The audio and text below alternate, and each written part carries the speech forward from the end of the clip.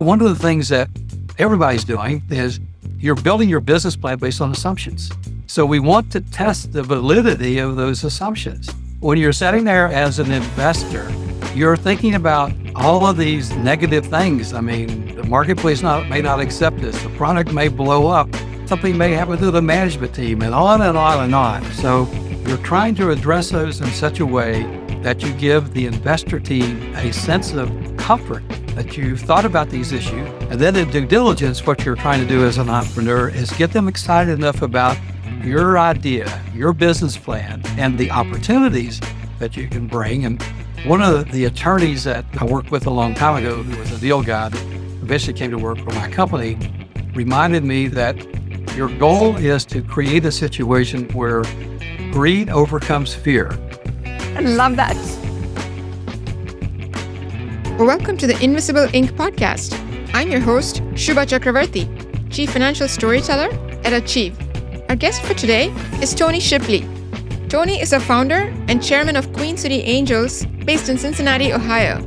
He's also Chair Emeritus of the ACA and the founder of the Angel Investor Foundation. He's invested in over 120 early-stage companies and has extensive startup board and advisor experience. Tony is a former entrepreneur himself who successfully exited and then began his angel investing career. Now, here's Tony. Tony, welcome to Invisible Inc. We're so delighted to have you here today. Oh, delighted to be with you. Thanks for inviting me. Awesome. So, I know you're the chair of Queen City Angels. Queen City is known nationally. I know you were ranked second on one of the CB Insights for the top angel groups. I also know personally that you're one of the most rigorous diligence processes in angel investing. So I know we're going to talk a lot about that. But just out of personal curiosity, why has due diligence been such a personal priority for you? Why are you so enthusiastic about this? Well, it goes back to the founding days of our group. We were founded by 5 engineers. And so we all had a very process-oriented background. And we started out writing some simple standards that helped us do due diligence. The whole process was, or the idea was, how can we make a process out of this so that we can replicate it and that other people in our group can do it with as little pain as possible and get through the process and give us some type of consistency in the process.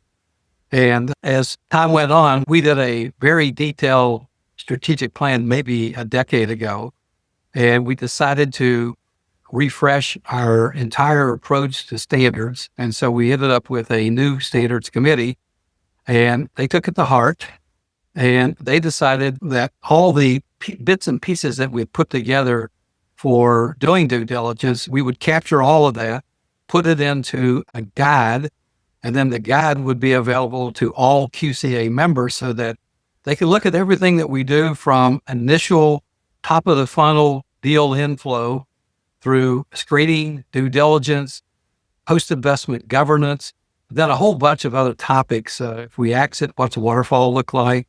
And then we probably got hundreds of references that we built into this guide. So any member coming into our group can read that guide and essentially understand how we do all the things that we do. And one of the things that I mentioned that we were looking for is we wanted to influence outcomes. So we thought the best way that we could do that is do a better job at due diligence, which would hopefully help us pick better companies to make investments in. And that is actually what is manifest. Because when I look at our data from the last 10-year period, going back to our Fund 5, which is a 2016 generation fund, the failure rate that we've had in that fund and the successor Fund 6 is remarkably different than failure rates that we had in previous funds. For example, in Fund 5, we did 20 companies and probably 40 rounds of capital in those 20 companies. And to date, we have only had 2 companies that we have written off. We have returned about 85% of investor money, and the remaining companies are all doing reasonably well, some of them doing extremely well. We have 1 or 2 that are suspect at this point. But when I look at that number of failures, it's had a marked difference in terms of how we go about doing due diligence and how we use that due diligence, pick the right companies for us to make investments in. So it's helped from a consistency standpoint. It's helped so that people understand the details of how we go through due diligence. And of course, it's impacted the outcomes that we've experienced through the use of consistent due diligence. I know this is a long-winded answer to your question, but one other thing that I'll mention on this is we really got it down to 28 attributes that we were looking at in a deal. And one of the things that we struggle with, and I think most people that are investing in this stage struggle with, is this notion of how you score each attribute. And just as an example, you and I are looking at a deal, and you look at the management company and think, wow, these people are rock stars. I rate them a 5. And I look at them and thought, well, they really just rolled out of bed. They're really probably a 1.5. So what we ended up doing was developing a scoring rubric where we wrote out the definition of a 1, 3, and a 5. And then they can interpolate for a 2 or a 4. But it gave people a great way to score each of the attributes. And again, that led to more consistency in terms of how we were scoring deals. Awesome. I love it. I know you've done hundreds of deals and you've probably looked at big multiple of that. Is there any surprising insight or something that you've learned that most investors and especially founders don't realize or don't understand? I would love to claim that we have the secret code on how to do all this. But I think really what it boils down to is it's a lot of hard work, but it's having a defined process that people can follow and get us to the right answer on whether or not we should make an investment in the company. But I think one of the things you touched on, you're probably going to touch on this a little later, but one of the things that makes the process work much better is when a founder embraces the process. When they come to the meeting with a mindset that I'm not the smartest person in the room. I'm going into this with an open mind. I always used to tell my kids, minds work better or work like parachutes. They work better when they're open. So go into it with a complete open mind, obviously with a point of view. I mean, we want people to come to the meeting with a strong indication of what they're trying to do, the real world business problem that they're trying to solve, how they're orchestrating their company to address that business issue, how they're going to take it out to the marketplace, how they're going to scale it, all those kinds of things that we would normally see in a presentation. But also, as they go through this, have a healthy dose of intellectual curiosity and a healthy dose of critical thinking. And if people come to our meetings with that type of mindset, at the end, we end up with a much better due diligence document. Our investor team feels much more comfortable with it. We learn a whole lot about the founder and their team because we've been through this process with them. And it gives us a high degree of confidence that these are people that are coachable. Because one of the things that we've discovered, and I'm sure every group has a bunch of knockouts, but one of the key knockouts for us, if we feel like the founder and or their management team is uncoachable. That's a big red flag for us and something that we would elect to take a pass on a deal. So being open-minded and taking that input, having a great point of view, coming to the meeting prepared, that's another key thing that some people think they can roll out of bed and just come to due diligence and do okay. That really never, ever works. And being prepared today, there's so much information out there. You can go to the ACA website. You can go to your favorite AI engine and ask them, how do you do this stuff? How do you get prepared for a meeting? How should I be thinking about this? What kind of questions can I anticipate? I mean, there's just so much today that founders can avail themselves of that 20 or 30 years ago, you kind of had to make it up as you went. I think back to the days when I was an entrepreneur raising money, there were no guides, there were no books, there were no internet. In fact, we didn't even have the internet at that point. And you kind of had to make it up as you went. But today, there's a myriad of helpful tools that entrepreneurs can use to help them get prepared to go through a screening and or a due diligence process. The goal should be, how do I create enough excitement that from a screening standpoint that they want to take the next step? And then in due diligence, what you're trying to do as an entrepreneur is get them excited enough about your idea, your business plan, and the opportunities that you can bring. And one of the attorneys that I worked with a long time ago, who was a deal guy that eventually came to work for my company, reminded me that your goal is to create a situation where greed overcomes fear. Because when you're when you're sitting there as an investor, you're thinking about all of these negative things. I mean, the marketplace may not accept this. The product may blow up. Something may happen to the management team and not. So you're trying to address those in such a way that you give the investor team a sense of comfort that you've thought about these issues. We don't expect an entrepreneur to have all the answers. In fact, if you, as an entrepreneur, if they come in and pretend to have all the answers, that's another red flag. And we say that's probably a person or a team that's uncoachable and a deal that we would take a pass on. But we put a lot of emphasis on that whole process because we get a chance to learn about the founder and his or her team. And we get a chance to learn about the journey that they've been on, because invariably what comes up are problems that they have had to encounter along the way. And of course, our immediate question is, well, how did you respond? What did you do in that case? So it gives us some insight into how they are thinking about problem solving. And there's no startup in the world that didn't have all kinds of issues.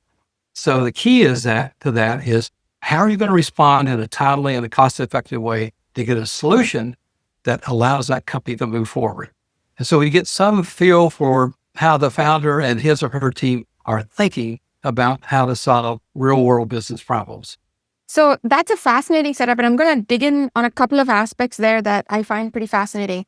One is this whole point around it's a discovery tool for you, more than just checking a box and saying, hey, I'm going to check your IP filing or whatever the case might be. I'm trying to learn more about you to see if there's a relationship that can exist. So in that spirit, what are some of the biggest issues that you've seen from a due diligence process where a company may have looked perfect on paper, but something came up in the due diligence process and you were like, this is not going to work? Can you give us some examples, stories, things that pop up to the top of your mind? That is really a function of the industry sector that we're looking at for that company. So it's going to be different if it's a Let's say life sciences. Let's say life sciences. If it's a life science company, one of the things that we're going to look deeply into is the intellectual property that they're bringing to the table, because without intellectual property, you can't protect whatever that idea is. And as you know, in the life science space, it's years to get to a commercialization stage. And in most of these deals, it's tens of millions, if not hundreds of millions of dollars to get to that commercialization stage. Of course, in a lot of these deals, we're never going to see the company all the way through to commercialization. We're going to hopefully get it to a point that we can exit somewhere along that timeline.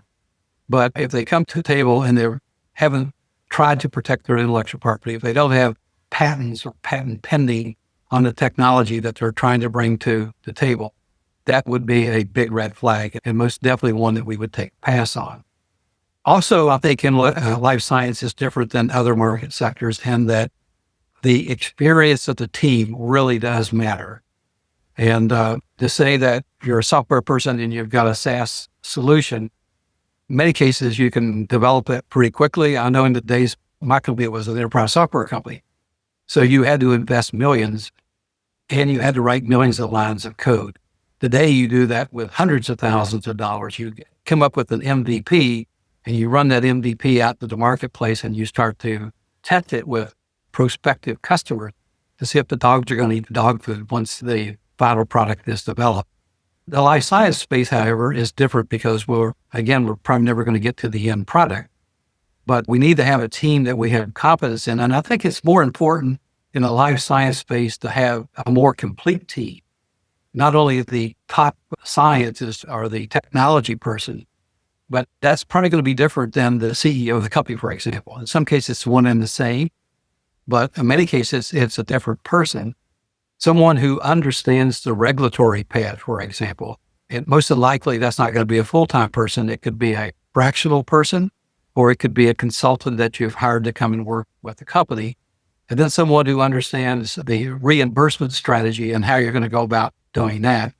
And then someone who understands the market. How are you going to go out and do all the preliminary work that has to be done, even in the clinical trial phase, all this marketing work that has to be done to get the patients lined up and to get the right clinical organization working with you to run the trials, and the list goes on and on. So I think it's a more complete and probably a more seasoned team when you try to bring those types of technologies to the marketplace. Got it. One other thing on that, and then I want to see how to set up this whole due diligence process from a founder's perspective. You said the goal of the founder is to get the investors' greed to overcome their fear. Are there patterns or tips or things that you've seen founders do over and over again, regardless of the sector, where they've got you to that place where greed has overcome fear? Well, the one lesson we learned early on was we did a deal where the company was being founded by 3 sales types. So they come in, they make the pitch, we go through due diligence, and we look at the company. But what are salespeople trained to do? Sell. So they ended up selling us on their notion of what they were planning to do. And we got enamored with their sales skills. And we candidly didn't pay enough attention to the other attributes of the deal. Was it a reasonable technology? Yes, it was. The technology was a system that automatically captured keywords that an ophthalmologist was making during an eye exam. And the whole notion was, if you can capture this so that at the end of the exam, you've got the report and the prescription, everything that you need, the ophthalmologist could end up seeing more patients and hence increase the revenue stream. This was an idea that happened sometime in the 2005, 2006 kind of time period. So it was truly novel at that point to come up with this kind of a solution. But candidly, we didn't pay enough attention to look at the system or the process that was in place at the ophthalmologist, and what did we have to disrupt that workflow? And that's another thing that a lot of entrepreneurs don't pay attention to. They think if we build the best mousetrap, the world will be able to path to our door by the mousetrap. But what they don't realize that in businesses, whole businesses are set up with workflows, how they do stuff. And if you're going to disrupt that workflow, especially for a significant number of their employees, in a way that they've got to be retrained and redo things that they're currently doing, you can have a solution that is 5 times better than the one they're using. But unless you can show how they can implement that in a timely and cost-effective way, that's going to be a hard way to dislodge the incumbent. And in some cases, the incumbent is a manual process or some other technique that they're using.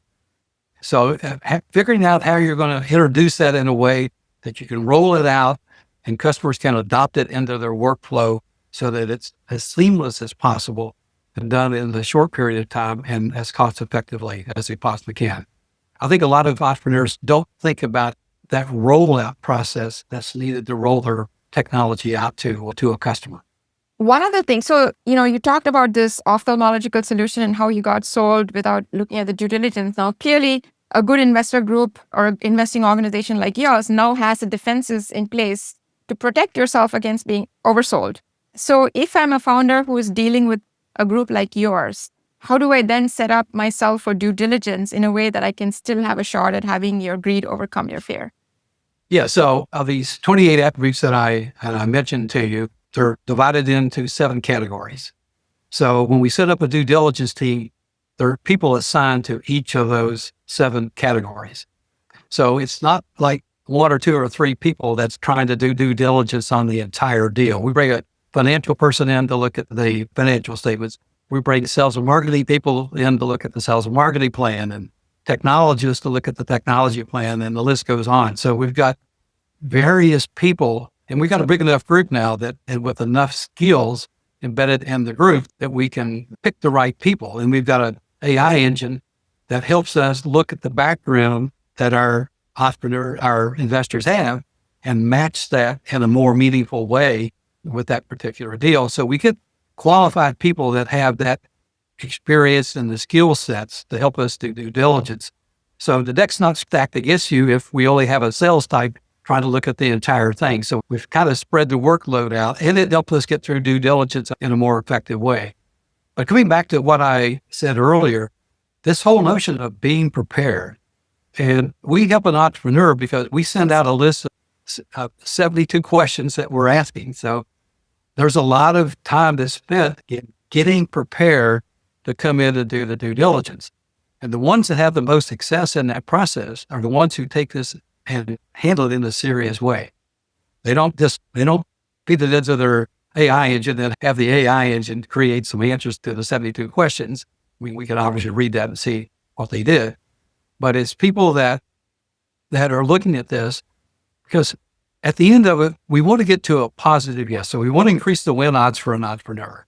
And so we do everything that we can to try to position the entrepreneur to do the best job that they can when they get that opportunity to come and present, and when they get that opportunity to go through due diligence. And if they get through due diligence, it's maybe a 5% or 10% opportunity that they're going to be funded, and which is much, much higher than VC rates, for example. So addressing that in a meaningful and a serious way will prepare them for a better answer. And the ones that come out on the other side that we say no to, if they have addressed this process of due diligence and handled it in a way like parachute, might as well better when they're open, invariably they come out on the other end. And even if we say no, they thank us for the process, because they have learned so much more about the business. And as you know, one of the things that everybody's doing is you're building your business plan based on assumptions. So we want to test the validity of those assumptions. And if I'm a founder, I mean, what better way than having 8, 10, 12 people who have experience to take me to task on all these assumptions that I've made, so that I have a better feel. And invariably people will come out of this and they will adjust their business plan based on the feedback that they got through this due diligence process. To me, that's a winning strategy.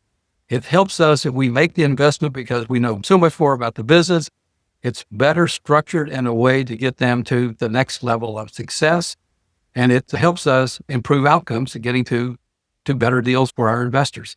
That's a great setup. And I want to dive into some specific aspects of due diligence so that founders can be better prepared and more aware of what's coming.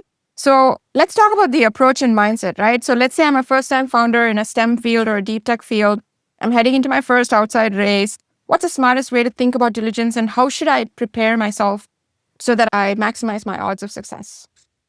Well, I've touched on some of those in terms of going online. I mean, there's just so many ways today. And in our city, we have, at one time, we had 11 accelerators. We have one incubator. Go start networking with these people. I advise entrepreneurs to network in the community. Find people that are other entrepreneurs that you can talk to glean from them the process that they went through. How did they overcome some of the objections? How did they position their company? So there's so many people that you can go talk to and network with in the community. So I highly recommend being engaged, even if you're in a city that doesn't have all the things that we have in our city. There's no reason why that you can't virtually start to meet these people. And there's lots of ways of doing that. But to start the network with people to help glean from them how they went through the process, how they structured it, and what were the things that they did that created a winning argument that got them to a yes from an investor. So it sounds like it's a lot of hearing the real life flesh and blood stories to strengthen whatever you may have picked up from reading online or watching videos or asking ChatGPT or what have you, right? It's really the stuff of what happens in real world experiences, it sounds, is a big part of that preparation. So, okay, so let's dive into some of the specific areas. We talked a little bit about technology and IP, particularly if you're talking about deep tech and STEM type startups. We did touch on life sciences, so we don't need to talk about that. But outside of life sciences, if you're talking about deep tech and STEM, what's a real proof that you're looking for to test the actual technology and the IP? And what's the role of patents, and how far do you go beyond the patents to test whether this is a defensible technology that can win in the market? Can you talk about that? No, good. Yeah, good question. And the 4 sectors that we invest in are life science, B2B SaaS, advanced materials, and advanced manufacturing. So advanced materials and advanced manufacturing will be more akin to a life science, because sometimes they're just starting with basic science. And they've got some indication that will work for whatever the application is that they're trying to address. But in a B2B SaaS company, we would expect at least a minimally viable product, which means that they're beyond the pre-seed stage. So in our group, we're not investing these days in pre-seed. There are other groups who will make those kinds of investments. That's the earliest stage, and in my opinion, one of the earliest or the biggest risks that you can take. But looking at a minimally viable product that they put together. And then we would like to see them out in the marketplace with that MVP, talking to prospective customers to get their feedback. What do they like and dislike about it? What do they need to add to it to make it more meaningful to the end customer? And then getting some market information. What do they think about the value that they're delivering with this product? What's the value proposition? If I'm a customer and I buy your product, what's the value proposition that I'm going to derive from your product? So I think having an entrepreneur that can speak in those terms, I realize that this is a real world business problem, whatever it is. We've developed a minimally viable solution for that problem. We have been out to the marketplace and we have talked to n number of potential customers. Here's what they have told us about the solution. And here's what they have said about potentially buying the product and using it. To the extent that they come more prepared with that type of data, that type of information, it's more likely that they would get funding from our group. Now, there are groups that will fund earlier, basically 2 people in a garage, the science project, for lack of a better term. But our group is not funding at that level. We are in the seed plus and the Series A round. So can you talk about the advanced materials and the advanced manufacturing? What are you looking for? How are you testing the technology and the IP there? Yeah, it's more along the lines of how you think about a life science company, because we're in a couple of advanced material companies right now, and they came to us with essentially post-science project and some indication, because they'd been out talking to people in the marketplace and they said, we have this science, we have this chemistry for a new product, or we have a material that if you add to your material, it can do A, B, C, and D. And we've got this type of feedback from the marketplace. So they did some market surveys to figure out what the needs were, and they could articulate the problems with the current solutions that were in the marketplace. So they knew what the issues were. They knew if it was a cost issue, a performance issue, a quality issue, whatever it might be, they knew enough about those applications that if they could develop their product and get it into commercial use, they could resolve those issues. In our case, in those couple of advanced material cases, we had people with enough experience and skills in our group that they could talk to them on a science level basis and get an understanding of what they had, how they envisioned using that, and if they got to a solution, what it could mean in terms of changing the world. And some of these materials are truly world-changing kinds of ideas. And so I think even though we couldn't see and touch the material and we couldn't see it in the application, but having the entrepreneur understand enough about what the business issue was that they were trying to solve, product issue that they're trying to solve, and speaking with authority, with conviction. And they've done enough homework that it led us and our internal experts to believe that they knew what they were talking about.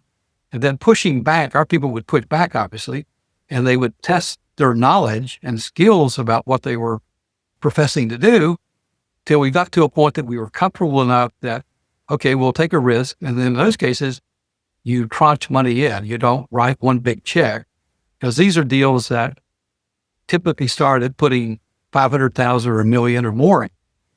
And then they're going to quickly need millions more to take it to the next level. So you got to be pretty confident that they've got something that's pretty decent that they're working on. And then the other key to that is if you give them $1 million, what are the 2 or 3 deliverables that they're going to hit? Because we know more money is going to be needed. So we have to be able to demonstrate to the current investor team, because we expect them to write a second check, and the new investors that are coming to the table, that there's enough there by virtue of these key metrics that they hit with our existing investment, that they will write a check to take the company forward. And if they miss on those initial objectives, it creates all kinds of issues for us and them. So we spend a lot of time working with people to understand what the key metrics are. And then from a board perspective, post-investment wise, we want to keep the company focused on achieving those metrics, because those are the fundable metrics that allow the company to go forward. Awesome. So the two main takeaways that I took from this discussion was, number one is if I'm a technical founder going to due diligence, I have to be able to defend my science to a scientific person. And I have to be able to translate the science into a big, compelling market opportunity to the business person on the investing team was number one. And the second big takeaway I took was I have to be able to propose deliverables or milestones that are A, very objectively measurable, and B, have a very direct tie to being fundable when the next round comes around, because in most of these cases, there's a clear need for, it's a high capital intensity kind of business. Those are the two big takeaways. Did I get that right? You stated those in a much more elegant way than I did. You did the work, I just did the summarization. Before we dive back into our conversation, I want to tell you about Seed to Success. Seed to Success is our community letter with our proprietary insights on startup financial storytelling, tips, new episodes, and much more. If you find these discussions helpful in your entrepreneurial journey, use the link in the description to subscribe to Seed to Success today and get all of these and much more straight to your inbox every week. Now, back to our conversation. Next, I want to go to the market and the business model, right? So we've both seen founders who love to show the big bubble charts with the huge TAM and the tens of billions of dollars. But when it comes down to the wire and you're going to have to write a check, how are you assessing market opportunity and what should the founder do to prove an attractive market? Yeah, this TAM, SAM, SOM thing, everybody walks in their deck. Everybody's been coached to put that in their deck. We have just recently spent some time trying to write out a better definition for what those are. Because they'll walk in the door and say, TAM is $55 billion. And there's really no other major competitor in that marketplace today. So you start scratching your head thinking, how did it get to 55 million or billion? I'm sorry, billion, if there's no other major competitor. And what they do is they think about the end application of their product and they look at that market. And so TAM in that case is totally irrelevant. And so what we're trying to do going forward is to coach founders when they come in a meaningful TAM, a meaningful SAM, and a meaningful SOM. And we're going to pay more attention to the SOM portion, the addressable market that they can actually service. And that's where we're going to dig in and try to get more detail. And that's going to be an area that we expect that founder team to have some pretty interesting knowledge about how they put that together. Because we know that, especially the TAM portion of it's just going to be some wild guess that's totally irrelevant to anything out there. But I think as an industry, that's one of the things that we can do as investors is to help coach people to think about coming up with meaningful TAM, SAMs, and SOMs. But the addressable market that they're going to initially go after is key. And then we like to see if you add feature A and B and C, does that take you over into the SAM opportunity? And how much additional market opportunity would you have at that point? But we're also in the SOM portion of it. We are looking at what's the moat that you're bringing to the marketplace. And if you don't have a definable moat, one that you can clearly articulate, you're going to end up being a Me Too product. And you're going to end up being a company that's going to have a difficult time getting funding because nobody really likes investing in Me Too unless you think you can knock off number one and number two, whatever's out there.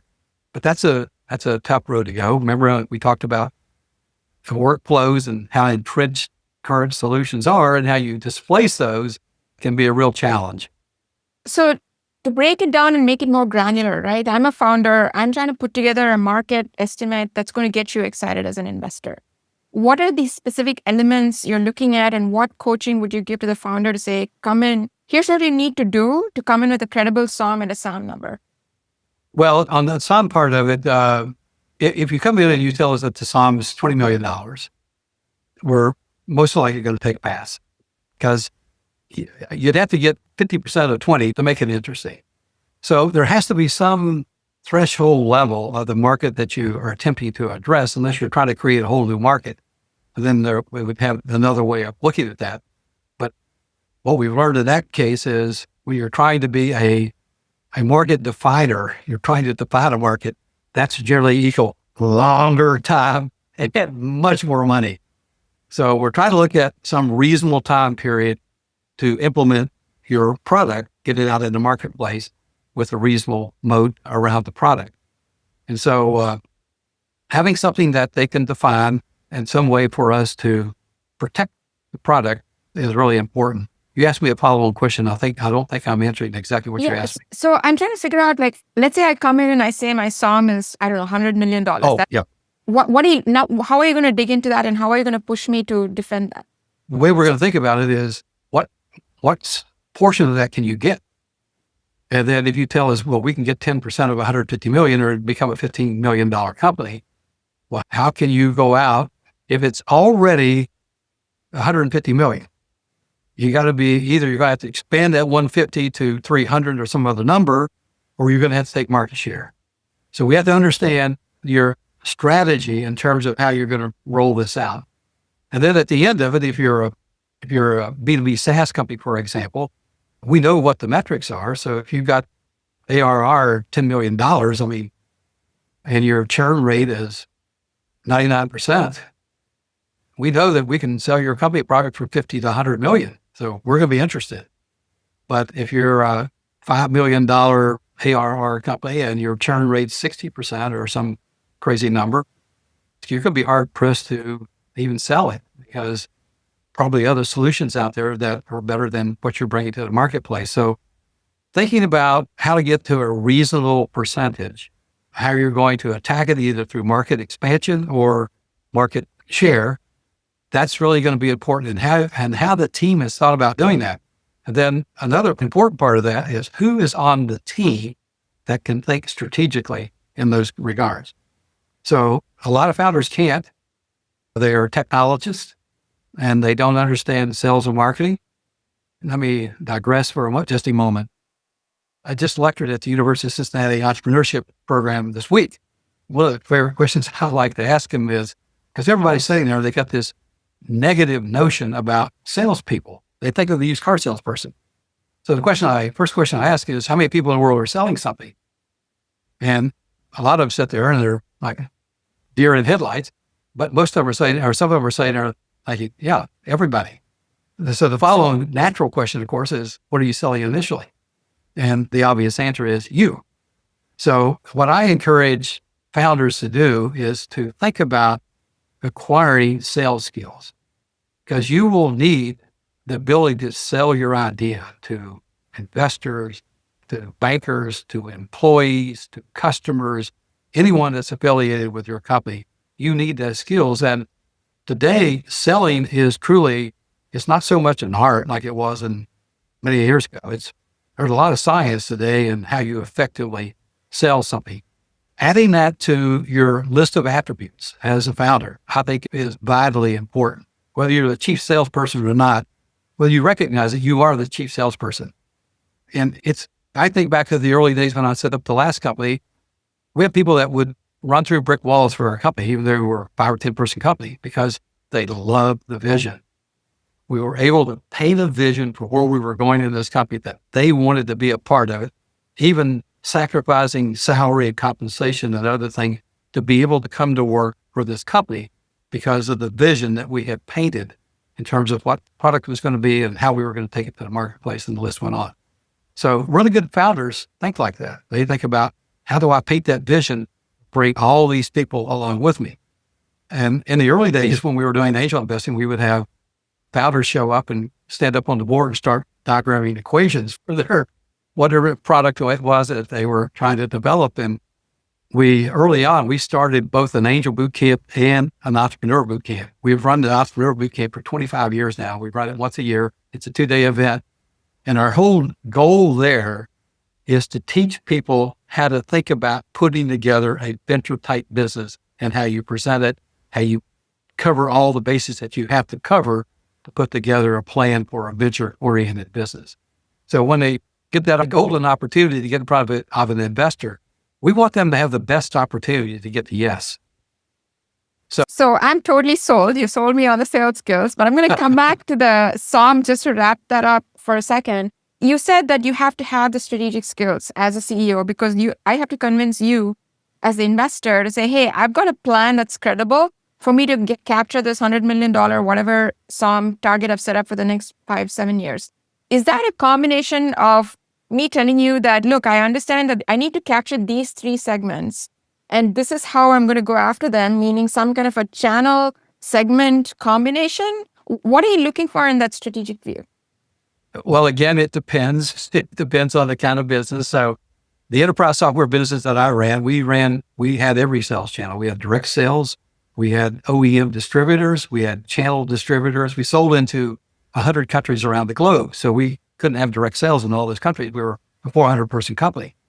And so we had to think about, how do we go to market? What's the go-to-market strategy for a company in our industry? So it depends on the industry that you're in and the typical sales channels that you would use to get it out to the marketplace. So as an investor, I want to get some level of comfort that you understand those sales channels and how you would potentially penetrate each of those sales channels to get out to the marketplace. Are you going to be a U.S. only company because that's the best way to start and it's the low-hanging fruit? Or do you have a solution that could really be an international solution? In our case, in the first 6 or 7 months, we were selling internationally because nobody else in the world had what we sold. And many people in the world recognized they needed it. And we had experience from a previous company so that we knew how to set those international channels up and how to attract people to come to our company to help us get that product out in the marketplace. So if you say you're going to sell internationally, you got to have some experience and understand how you do that. And one of the things you don't want to do as a founder is get so diluted in whatever those 3 or 4 key metrics are that you lose track of that and go off and chase all kinds of other things and spend your time and money on chasing things that are not going to materialize, and they take attention away from those top 2 or 3 or 4 things that to get done to get to the next level. Got it. So the takeaway for me is there is no real meaningful market size conversation without also a credible strategy as to how you're going to access that market in some kind of reasonable time frame, right? So then you brought up one other thing which we didn't talk about yet, this question of moat, right? We talked so much about who the competition is and what your moat is. In your view as a professional investor, what makes for a good moat and how do you check for that through the diligence process? Again, it depends. Depends on the investor. Okay. So what does it depend on? If you're a life science company, it depends on your intellectual property. Right. It depends on how novel the idea is. If you're a B2B SaaS company, it more than likely depends on speed to market and what the market noise looks like, how many other potential competitors that are out there. But it also depends on how can you layer your product onto somebody else's to create even more value. Because what we've discovered, I remember in the early days, we would take software companies into the world's largest consumer product company in our backyard, whose name I won't use, but Starts with a P, but I won't say anything. yeah, and they would look at it and say, that's interesting, but we have these 5 or 6 platform technology providers, and we expect them to have that embedded in their technology. So they wouldn't buy a standalone solution. So understanding how a prospective buyer buys their technology, and does it have to be integrated into a platform, for example, before they would buy it? And at what level? I mean, big corporations have much different standards and requirements than a $10 million or $58 million or $100 million or some mid-sized company. They have a different level of attributes that they're looking for when they make a buy decision. So understanding who you're selling to and what the requirements are in the marketplace and how you sell to those people and your go-to-market strategy. And that includes the marketing portion of it, not just the sales portion. Because one of the things that we've discovered, one of the biggest reasons for failure in this space is people's inability to sell stuff. They can have the best plan in the world, but they can't go sell it. They can't get the customers to give them an order for a product, which is, when they think about it, it's the best form of capital in the world. It's non-dilutive. I mean, fund your business with non-dilutive capital and we're all happy. And then getting back to the marketing portion of it, the goal of marketing is to create at-bats for the sales team. So how are you going to create some emphasis, some excitement around your brand? What's your brand stand for? And why should people pay attention to your brand relative to somebody else's? And How are you going to create those at-bats for your sales team so that when they go in, they've got a reasonable chance of closing that order? So having somebody thinking strategically about the marketing aspects of your complete go-to-market strategy, I think is really important. A lot of people say, well, I have a sales and marketing VP.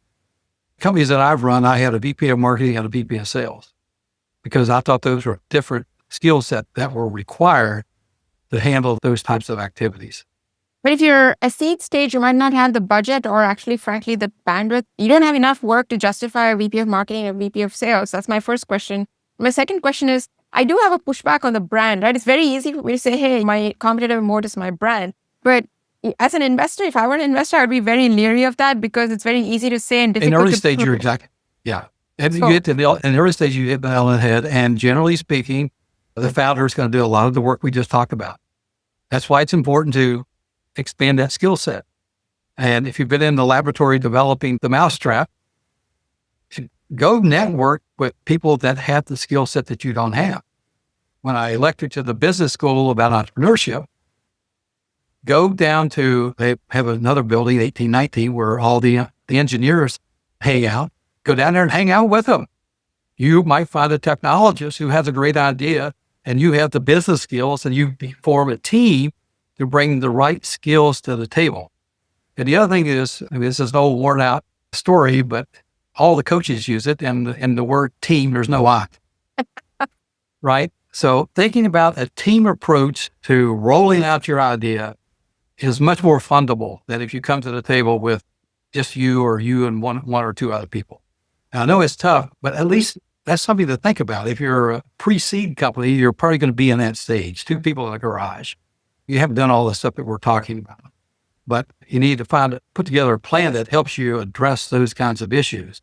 And they'd be thinking about the other people that you need to bring to the team so that when you're out there networking, you're thinking about the requirements I'm going to have, and you start to build those relationships so that when you do have the funding and you do have the need, you've got Tom or Betsy that you can go talk to that can potentially fulfill that need for you in your company. Sometimes just on a fractional basis, other times on a full-time basis. Got it. While we're talking about the team, I just want to see if you can maybe touch a little bit more from a due diligence perspective on what you would push, where you probe specifically on the team part of it. Do you just want to talk about that a little bit? Yeah, that's one of the 7 major attributes that we have. And we're trying to understand, and I don't have the list, the 4 or 5 questions we ask in that area, but we're trying to understand how they operate. And some of that has to do with talking to references and going back to the marketplace and looking at their history. And the other thing that we can do is create scenarios, things that could happen, and ask them, how would you address this issue? This such and such pops up. You have a co-founder that's not coming to work regularly. What are you going to do? How are you going to handle it? And so at least get people thinking about these kinds of issues, but having a list of questions, which we do, that gives us some insight into how the person or the team thinks about HR and personnel issues and people issues. One of the things that I learned early on was, generally speaking, it's not a good idea to hire your best friend or a relative to work for your company, because there's a thing called a Peter principle, and invariably they bump right up against the Peter principle. And then you have to have an uncomfortable conversation about what they're going to do in their next job. And of course, Thanksgiving could be a month later, and you see them at Thanksgiving. It makes for a really uncomfortable position at that point. I just want to touch on that a little bit, right? So from a team perspective, I'm hearing you talked about 2 dimensions and you didn't talk about a third. So first dimension is really, is this team experienced, right? Do they have the domain expertise? And you talked about the reference checks, you talked about the background and all of that stuff. That makes sense. Then you talked about the behavioral part. It's kind of like a job interview, right? Like if you face this conflict, if you face that issue, how would you deal with it? And you get a sense of how they think and how they would operate in those difficult circumstances. Got that. What you didn't talk about, which is something I've heard is a major issue for startups going under, is co-founder disagreements and potential areas where, there's a difference in opinion in terms of, I think the startup should go this way versus this way, or pursue this market versus that market, or prioritize this product versus that. What's your take on that, and how do you diligence that part of the team? I've actually been a victim what you're just talking about. I had, in the first business that I set up, two other guys, we were essentially equal partners. And one day the two partners decided that they wanted to go in a different direction than I wanted to go. So we had an uncomfortable conversation, which led me to founding another company, and which turned out to be an infinitely better opportunity. So rather than dwell on all the issues that had caused me personally, thinking about how am I going to take everything that we've done and repurpose that in a way that we can take some of these ideas forward. So that invariably happens. And that's where the founder, the person, the CEO, the one that's in charge, has to make a critical decision. And that will be a very uncomfortable, probably the most uncomfortable decision that you've made. And I had to fire a partner in another business. So those are very uncomfortable decisions that you have to make. And then to execute that decision is really uncomfortable. But you have to think about the greater good of the company. And your job as CEO is to protect that company, is to protect the employees that work there, and to protect the access of your product or service to the customers that are paying you money. So that's a key role that CEOs have to perform. And so we're trying to get to an understanding of whether or not the person has the moxie, the gravitas to make those kinds of decisions. Now, in the last company that I ran, we had a process where it would take a few days for us to decide to hire somebody. But the last step in the process was we had an industrial psychologist who knew our company, who knew the culture of our company, who knew how people were successful in our company.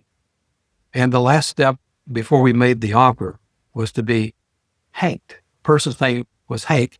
And so we had to go be hanked before we would make the offer. And he would dig deep into some of these kinds of issues. And in most cases, we had covered the bases in our own internal interview. But in a handful of cases, something would pop up that would convince us not to hire that person. Because at the end of the day, what we were looking for was an environment where people would be happy. When that opportunity clock went off in the morning, we wanted them to jump out of bed with a smile on their face and come to work with that smile. Because what we discovered was if they come to work like that, we're going to have more customers and happier customers than if people are all sour working with and talking with our customers. And so we wanted to make sure that people understood what the requirements were. And that's one of the things about hiring people. As the company goes forward, thinking about a hiring process I think is really important. And a lot of people think, oh, I'll spend 20 minutes interviewing this person and make our decision. And there's some stats that show that even HR professionals, in many cases, within seconds, literally seconds, have decided if we're going to hire somebody or not before they've even interviewed. We thought that was an awful approach, and it led to high turnover. It led to unhappy employees working in the company, and it led to dissatisfied and unhappy customers. And so I always viewed it that, especially in an early stage company, you were making a bet the ranch decision when you hired somebody. So having a process that you think about and go through to know who you're hiring and what you're hiring them for and what the expectations are. So if they come to work, what's going to be the mark of success after 90 days? What do you expect them to have achieved? And at the end of 1 year, where do you expect them to be? And then having a roadmap that you can talk to them, whatever the frequency is, weekly, monthly, so that you see how they're progressing along the lines of what you've set up that would lead them to success in your business. So that whole notion of hiring people and selecting team members, by the way, going through that type of a process, I think leads to better team members. And in our case, led to very low attrition. Even though we had 400 people, we were in low single digits in attrition in our company. So from a startup success perspective, but also from a diligence perspective, it sounds like a really thorough investor would actually probe into these kinds of things to surface any simmering potential future disagreements of the kind that you talked about. So I guess the lesson for me as a founder is let's make sure we cover the bases and we have those conversations before we go into due diligence. Is that a fair? Yeah, no, I think it's a very fair statement. And in fact, I would definitely have those kind of conversations because if they're doing a thorough investigation through due diligence, you'll be asked those questions. Got it. And that gets back to what we talked about earlier. Coming to that due diligence meeting prepared to have the engaging conversation to show that if you may not have the entire answer, but to show that you've at least thought about the issue, that builds investor confidence. Got You it. show up in these meetings, well, that's a great idea. I hadn't thought of that one. Not a good look, right? That's not a good look. But that happens too. Everybody haven't thought of everything. That's why you have a team to help you think of these things. And I think that's the benefit of bringing an investor on as part of the board member and having an industry expert as part of the board. I think that's the role that they can fulfill for you. Got it. Then the next area I want to talk about is financials. So can you talk high level about how you diligence financials for a startup before you invest? Yeah, well, we have a financial team, and we have a fractional CFO that worked with the group.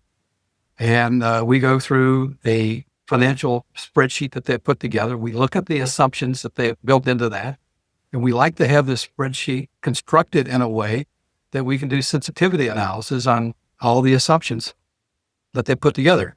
Because one thing we know for sure, they will never get that spreadsheet. The only question is, which way are they going to miss? And we know based on the 120 companies that we've invested in, 99% of the companies miss on the low side. That's history. We know those are facts. So we have to be able to do some sensitivity analysis to say, okay, if you miss on revenue or if the costs get out of control or this happens, that happens, how's that going to impact your cash requirements? Because what we're looking for is making sure you don't run out of money and hitting those key metrics that you promised to hit with the money that you brought in that round. Has it ever been that financials have been a reason for you to kick a company out of consideration? It could have been. I can't think of a case where it was only financials. If it got down to just the financials, we could adjust those. But there's other more serious things that we look at. Is it really a real problem that you're solving? You're adding value? Is there a value proposition? Yada, yada. All those got the risk profile, all those risk profile things that you have to look at. We can help them with financials too. That's a service that we provide to entrepreneurs. And one other thing, because this is like a favorite part of for me, which is this question of how financially astute a CEO needs to be, right? So you're clearly not the CFO, but you need to have a mastery of what the numbers mean for you because that's the target that you're shooting for.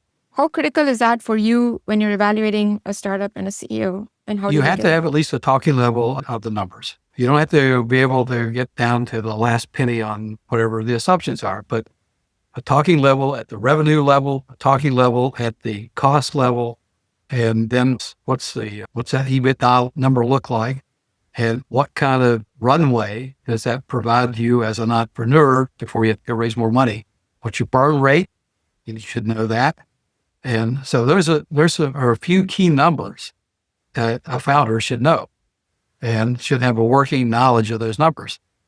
Again, we don't expect people to come in and be CPAs and be experts, but we expect them to at least have some indication of what's the sales look like for the next 1 or 2 year period. Generally speaking, what's my cost structure going to look like? What's my spend per month? How's that going to throttle up or down?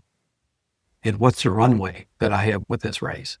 Are you also looking at fluency with the levers in terms of if my cost goes up, like rough rules of thumb that says, hey, if my raw material cost goes up 10%, generally what it does to my margin is X, or is that too much?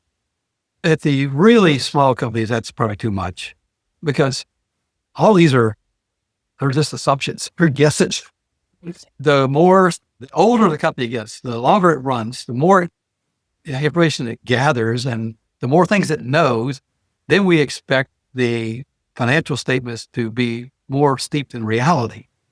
In those early stages, we know what we got. We got a bunch of guesses. Fair enough. We also know that in most cases, they're going to be optimistic and they're going to miss. And so they're going to miss on two things. They're going to miss on the amount of money that's required and the time it's going to take them to do what they think they can do. Fair enough. Yeah. So the last big thing, unless I missed something, is in terms of the legal and structure issues.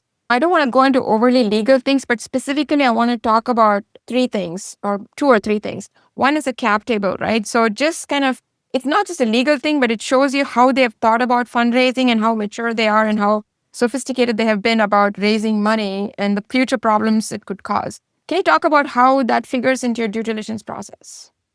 Yeah, if they show up at the cap table, one person on the cap table, that's an issue. Because it means they don't have a team more than likely, and they haven't thought about empowering people to be a part of that and giving them a part of the future success of the company. And to the extent that they've thought about setting up an ISO plan, which we're going to insist on. Because if you hire key people, you're not going to be able to pay a market rate more than likely in terms of the compensation plan. So you got to have something else, a sweetener, that would persuade them to come and work for you. So having a working knowledge of what it means to have an ISO pool and to think about what levels would you compensate somebody. A VP of engineering in a startup gets 3% or 4% or 5% or whatever. I'm just making up numbers. Having some working knowledge of how that would pan out. And then when you do future rounds and you have to have other people, how are you going to refresh that cap table to ensure that you've got enough shares that you can continue to bring people on? And the other thing that we think is very important, especially in pre-seed and seed companies, is incenting your board members and your advisors. And I know when we write a term sheet, it's a company, it's a deal that we're leading. We're putting a provision in the term sheet that our board member gets some portion, small portion of the ISO shares. We need the best people that we can get to do it, and we're going to infringe on their time. And it's an extra step, an extra thing that they have to do. So we have to add a little bit of icing to the cake to get these best people to raise their hand and say they'll do it. And it turns out that it's in the benefit of the company and the investor team.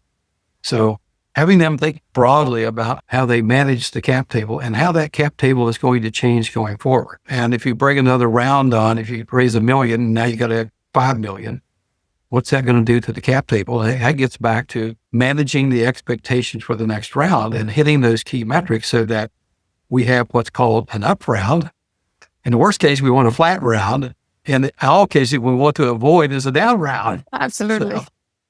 So we want to have enough ammunition in terms of things that we have done and achievements in the company that when we go raise money, it's an up round. So even though we give up ownership percentage, the economic value of the remaining percentage is greater than when we raise the new money.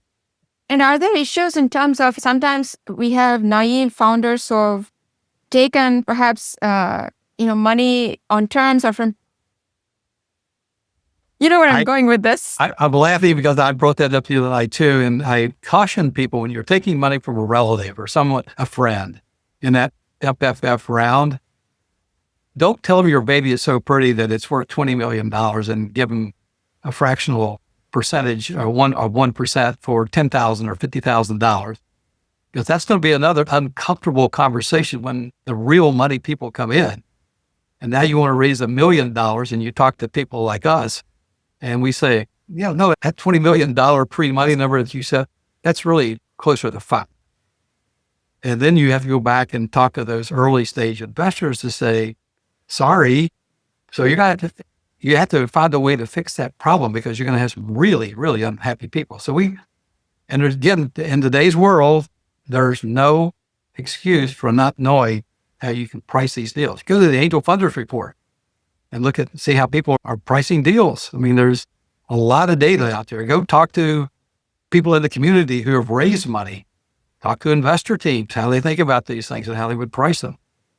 So there's lots of ways to get a decent handle on what that pre-money number is and start with a reasonable number. Makes sense. That's a definite knockout. You walk in the door and you tell us that your two people in a garage idea is worth $10 million. It's a no. And one other question on the cap table, right? So we've talked a lot, or I've talked a lot to many founders and other guests on the podcast where if you have 5 safes when you come into a seed round or some big crazy number of safes, that's an automatic knockout because it's just impossible to figure out what the impact on the cap table is going to be. Do you have any words or thoughts on how that impacts your due diligence as you go through and towards a funding decision? In our group, we don't fund safes. So when we get into a deal that has safes, they have to be converted. Okay. And we have, everybody wants to do a post-money save that protects the investor. But when we get to conversions, that can be a problem because we had one deal where company had raised $1 or $2 million, I forgot what it was. We led a round of $6 million. And they had a couple of people who had safes who wanted their post-money percentage. And we said, that's not happening. So you can either give in and take the money on a reasonable conversion. And they said, no, no, no. And then finally, when they realized we were going to walk away, they said yes. So it creates problems. But if it's a pre-seeds company, I see there is a way to use safes. But I think that founders should think about strategic use of safes and not put valuations all over the map, not have 5 safes with 5 different side letters with different things that you've committed to. And that's the other thing with safes is that a lot of these investors are doing safes and then they're putting the side letter in effect that covers all the things you'd cover in a convertible note. So you scratch your head and say, why did you do that? Why didn't you just use a convertible note and have all those terms and conditions built in the first place? But when you start to raise serious money in a deal, most investors that we work with will not do safes because we have to have the deal structured in a way from a governance standpoint or a reporting standpoint, all the things that you would expect to see in an early stage equity round have to be in place because when you go get the next round, you get a venture round, they're not going to sit there and help you clean a mess up. So the more you can structure a deal so that it's investor friendly, when you need that bigger round of capital and the VCs or even in our, we just led a $22 million round and that's a lot of money. And we had to have this company completely structured in a way that we could raise the money, but we're going to do a $70 million round. We're not going to lead it. Somebody else will. But everything has to be orchestrated in a way that it looks like a venture deal with market terms and conditions. And to the extent that you're atypical on market terms, it just creates more negotiation and messes that the entrepreneur eventually has to clean up. So you're coming along with 6 safes and 6 different sets of notes and terms and conditions. That's a mess. Clean it up before you get to serious investors. Got it. So we've talked a lot about a lot of different things and you've provided some amazing information. Do you have any last words of wisdom? You talked about how you need to be open. I get the points around networking in your community, understanding the reality of what happens in due diligence and how you set your startup up for success. What would you close with if you had to leave our founders with 2 or 3 actionable insights that they can do tomorrow morning? I think we have covered them, but just to summarize what they are, really understand your business and what you're trying to do. Be prepared and be prepared with anybody you talk to. Have a 30-second elevator pitch. You go to a cocktail session and so what do?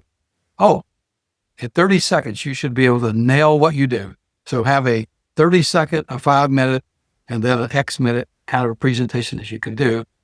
And the elevator pitch should be so practiced and so smooth that it does what you want it to do, which is set the hook for the follow-on question or comment, tell me more. Tell me more. So being prepared at all times to articulate what it is you're trying to do in your business. And you never know who you're going to talk to that could end up being a funder or a supporter or a customer. You never know. But so being prepared. And then I guess another thing that's getting back to those sales skills that I talked about, doesn't mean that you're going to be the order taker, but it does mean that you understand this whole notion of what it means to effectively position you and your company and your product in with all these constituents that are going to be a part of your organization. And then I'm not sure what the third point is, but generally speaking, be prepared at all times. Awesome. So this has been an amazing conversation. I've learned a ton and I know our founders will learn a ton too. Is there anything that you wish I'd asked, but I didn't? I love that question. When I interview people, that's my closing question in an interview is, what questions would you have asked that I didn't ask? Marvelous question. I love it, but I don't have anything at this point. It's been fun talking to you. I hope this has been beneficial. Huge. And that if some founders have some questions, you can always come back and we can get some answers for them. Fabulous. Thank you, Tony. This has been amazing and we really appreciate your time. Shiva, thank you. Have a good day there. You too. And that's a wrap for today. Thank you for tuning in. If you find these conversations helpful in your own journey, please subscribe to Seed to Success, our weekly community letter with tips, insights, resources, and more. If you have any other questions relating to startup finance or financial storytelling, send them over to me at chakras@achieve.co. That's chakras@achiiv.co. We'll see you on the next episode of Invisible Ink. Now, go achieve.